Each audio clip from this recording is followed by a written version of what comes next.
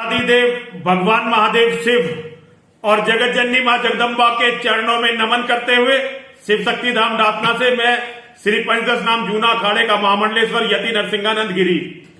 अभी आप जानते हो अमरावती कांड जो हुआ था, उसमें अमरावती कांड के जो आरोपी थे उनके पास एक लिस्ट मिली थी जिनका कि वो कत्ल करना चाहते थे। उस लिस्ट में सबसे पहला जो नाम था वो मेरा यानी यति नरसिंहानंद गिरी का था। अभी कल जो टीवी9 पर जो खबर आपने देखी होगी, टीवी9 भारतवर्ष पर खबर देखी होगी, पुणे से जो आतंकवादी जुनैद गिरफ्तार किया गया है उसका खुलासा है कि सबसे पहला टारगेट मैं यानी यति नरसिंहानंद गिरी। और आपने देखा होगा कि इससे पहले भी जितने आतंकवादी पकड़े गए हैं सब किसी ना किसी तरह से मेरी हत्या करना चाहते थे। मैं ये वीडियो इसलिए नहीं बना रहा हूं कि मैं इन लोगों से डर गया हूं। इन लोगों की औकात नहीं है मुझे डराने की, ना ही मैं इनसे डरता हूं। लेकिन मैं हिंदुओं आपको बताना चाहता हूं, आपको ध्यान देना चाहिए कि दुनिया के सारे इस्लाम के जिहादी एक व्यक्ति की जो बहुत ही साधारण है, जिसके पास ना कोई साधन है ना कोई धन है, राजनीति के नाम पर उसका वजूद जीरो भी नहीं है, मेरा कोई राजनीति में हस्तक्षेप नहीं है, एक साधारण सा साधु हूं। लेकिन जितने भी आतंकवादी भारत में हथियार लिए हुए घूम रहे हैं और पता नहीं कितने उनके स्लीपर सेल हैं, उनकी सबसे बड़ी हिट लिस्ट में यदि कोई नाम है तो यति नरसिंहानंद सरस्वती यानी यति नरसिंहानंद गिरी। अब मेरा नाम है यति नरसिंहानंद गिरी। मेरी समझ में ये बात अच्छी तरह आ गई थी कि इस्लाम एक बहुत बुलंद इमारत है, 57 देश हैं, हजारों टेररिस्ट ऑर्गेनाइजेशन हैं, करोड़ों अरबों डॉलर की रोज की जकात है, लाखों मदरसे हैं, करोड़ों धर्म प्रचारक हैं और सबका लक्ष्य है पूरी दुनिया को काफिरों से विहीन करना।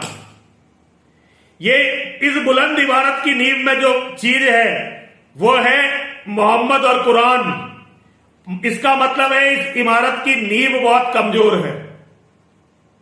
यह बात मैं बहुत पहले समझ गया था, लेकिन मेरे अंदर मोहम्मद के बारे में चर्चा करने का साहस तब आया जब इन्होंने कमलेश तिवारी जी, जो मेरे बहुत अच्छे मित्र, मेरे साथी, शिष्यवत साथी थे, उनकी हत्या कर दी।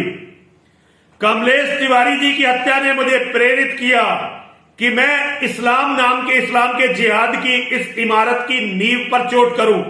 मैं ये अच्छी तरह से जानता था कि ये इमारत भरभरा के गिर जाएगी यदि लोग मोहम्मद और कुरान की सच्चाई को जान गए। आज हर हिंदू इस सच्चाई को दुनिया के सामने लाने का प्रयास कर रहा है, जिनमें भी साहस है, जो भी जीवित है। जो लोग मुर्दे हैं उनके बारे में तो मुझे कुछ कहना नहीं है, लेकिन अभी भी लोग डरे हुए हैं। मैं आप लोगों से अनुरोध करता हूं, मेरे साथ चाहे कुछ भी हो, चाहे मुझे टुकड़े टुकड़ों में काट दिया जाए, चाहे मेरी हत्या कितनी ही दुर्दांत तरीके से की जाए, चाहे मेरी गर्दन काटकर कहीं भी टांग दी जाए, चाहे मेरी लाश के साथ कुछ भी किया जाए, लेकिन आप डरिएगा नहीं। आप डरिएगा नहीं, क्योंकि ये लड़ाई अस्तित्व की है। यदि हमारे बच्चे नहीं बचे, यदि हमारा धर्म नहीं बचा, तो हम सबका जीवन बेकार है। दुनिया में उस व्यक्ति से ज्यादा अभागा कोई नहीं हो सकता जो अपने बच्चे, अपने परिवार की रक्षा नहीं कर सकता। हम 1400 साल से इसमें सफल रहे हैं। ये इस बार अंतिम लड़ाई है।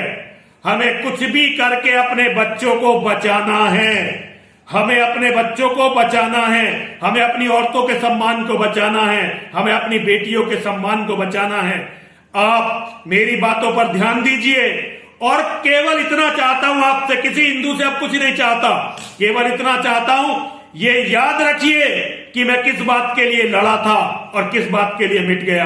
हर हर महादेव, हर हर महादेव, हर हर महादेव।